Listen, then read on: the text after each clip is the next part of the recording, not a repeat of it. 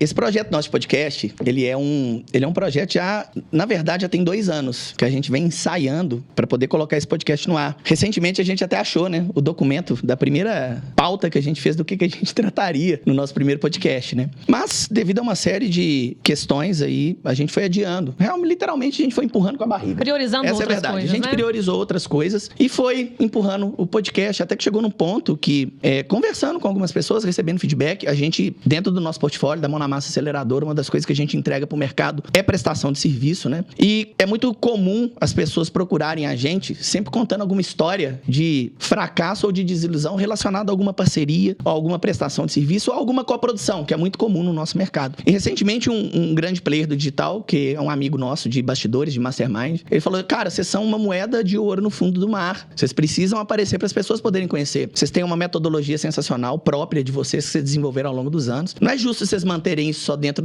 dos limites das paredes, da mão na massa, né? E devido a tudo isso que vem acontecendo, né? Desde a pivotagem, quando a gente decidiu diminuir, tirar um pouco o pé da coprodução e começar a prestar mais serviço, ficou mais evidente o tanto que o mercado precisa de pessoas boas, porque demanda e oferta de profissional, como de expert também, tá? Tem aos montes. Mas tem pouca gente fazendo um trabalho realmente sério, profundo, dedicado. Dedicado a quê? A gerar resultado. Gerar resultado para uma coprodução, gerar resultado para um cliente. Então, tem muita informação, mas tem pouca gente realmente conseguindo ter resultado nesse mercado. Então, acho que isso foi um basta, né? Recentemente, a Nath falou, cara, chega, né, de ficar aqui no conforto. É muito confortável você ser uma pessoa de bastidor e falar, cara, tá tudo bem, eu sou um cara de bastidores. Sendo que você tem algo que é muito precioso, que você poderia estar compartilhando com mais pessoas e ajudando mais pessoas a também conquistarem resultado com a sua experiência, através daquilo que você já viveu no campo de batalha, né? Então, foi por isso que a gente decidiu, de uma vez por todas, acabar com esse mimimi, né, de ficar, cara, eu sou uma pessoa de bastidor, não, tá tudo bem, sou uma pessoa de bastidor, não, cara, vamos pôr a cara a tapa também, a gente tem muita coisa pra poder falar e eu acho que a gente consegue ajudar e colaborar com muita gente que tá aí perdido, batendo cabeça no digital até hoje. Massa, não, sensacional a visão. E pra quem tá assistindo a gente aqui, que não conhece a diferença entre coprodução e prestação de serviço, será que você podia falar isso um pouquinho a respeito disso? Sim, se você for olhar de uma forma bem fria, na minha concepção, termina sendo tudo a mesma coisa, só que a remuneração, a forma de você receber pelo serviço é diferente. Na coprodução, geralmente, você se torna sócio de uma pessoa que tem um conhecimento, que quer transformar aquele conhecimento num curso ou em uma mentoria, que é muito comum hoje no nosso mercado, só que aquela pessoa não sabe como é que ela faz para poder colocar aquilo no ar, para poder vender aquilo através da internet com técnicas de marketing digital, principalmente aquilo que é muito comum no nosso mercado, que são os lançamentos digitais ou os famosos perpétuos. Então, a pessoa tem um conhecimento dentro da área dela, ela às vezes já é até uma pessoa que tem algum reconhecimento dentro da sua profissão, dentro do seu nicho, mas ela não sabe como amplificar aquela mensagem usando de recursos de marketing digital. E aí ela se associa a uma pessoa que, em sua grande maioria, é um estrategista digital. Isso não é uma regra, mas geralmente é assim que acontece. Pessoas se denominam, ela realmente é um estrategista digital. E essas pessoas unem forças para cada um pegar o que tem de melhor para poder fazer aquele projeto acontecer. Então, numa coprodução, a pessoa entra numa parceria onde ela divide o percentual do faturamento, do resultado daquele trabalho em conjunto,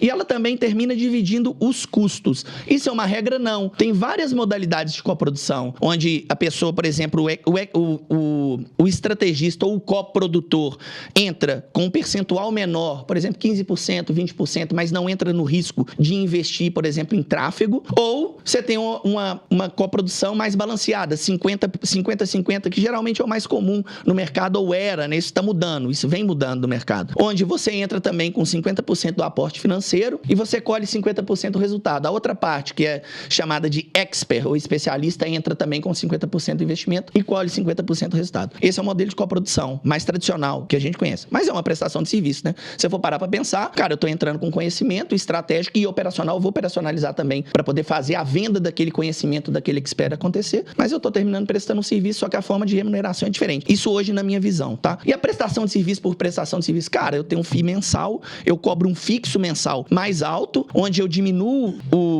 eu mudo a relação, diminuo o meu risco, mas também resguardo o resultado do cliente, que no caso pode ser o especialista, e aí ele faz todo o investimento, eu entro com toda a inteligência e execução, mas eu recebo um FII mensal, e aí depende, né? No nosso caso da Mão mão na massa, né? Geralmente são FIIs de alto ticket, a gente sempre trabalhou com produtos de high ticket desde o nosso início. A gente depois vai falar sobre isso também, né, Nath? Mas é um contrato de prestação de serviço. Geralmente nas coproduções, você não tem contrato. É o que a gente chama de fio do bigode. Você pega na minha mão aqui, vamos embora e tamo junto e até onde nos permitir essa relação, essa parceria. E o que é um risco, né? Porque deveria ter contrato da mesma forma que a prestação de serviço, você deveria estar resguardado, né? É o ideal, né? É o recomendado você ter um contrato pré-estabelecido, mas o que acontece é que no mercado digital, elas querem tudo pra ontem, né? Então elas querem tudo muito rápido. Então, às vezes, num medo de perder uma parceria, num medo de perder uma oportunidade, elas acabam não olhando pra essa questão, né, jurídica mesmo.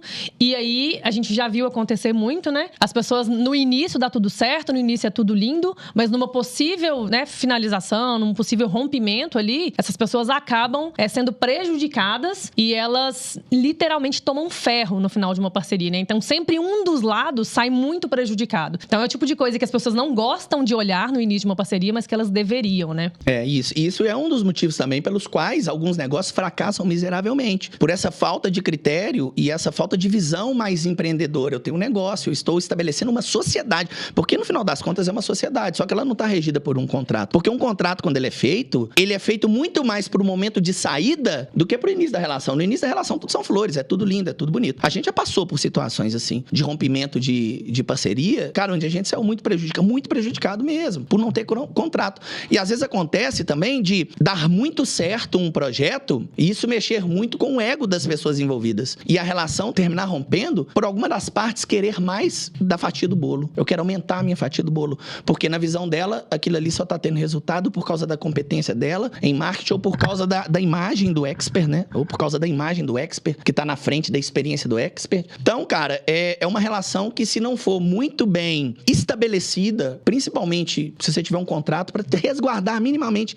as partes, num caso de rompimento, né? Porque essa é uma das maiores finalidades de um contrato, né? Você pode estar entrando numa roubada e pode se arrepender muito disso. Já na prestação de serviço, a vantagem que eu vejo, né? Você já entra com as expectativas muito bem alinhadas desde o início. Desde a reunião de vendas, por exemplo, você já está estabelecendo como que vai funcionar aquele jogo. Qual que é a responsabilidade de cada uma das partes, como é que funcionam os SLAs. Eu, pelo menos nas minhas reuniões de vendas, eu reservo uma parte do tempo para poder explicar sobre como que funciona. Explico também que não existe risco, não existe vínculo, não tem risco, por exemplo, trabalhista, o risco é todo de quem está prestando serviço, né? E o valor, né, mensal. Então, a parte que está entrando, ela já sabe que ela vai ter um investimento ali durante um período para poder tentar viabilizar aquele negócio. Você pode até cobrar, dependendo da natureza do serviço que você está prestando, um percentual mais menor em cima do sucesso, que é o que a gente chama de success fee. E geralmente os nossos contratos, dependendo do serviço que a gente vai prestar, a gente coloca também o fee mais um success também justo. Tudo justo para que seja bom para ambas as partes, porque senão o negócio não se sustenta. Porque além de pagar por um serviço, a outra parte ela vai ter que fazer investimentos também em ferramentas, em tráfego, dependendo da modalidade, de como você desenhou o escopo do seu serviço, de como é o quê? O seu modelo de negócio.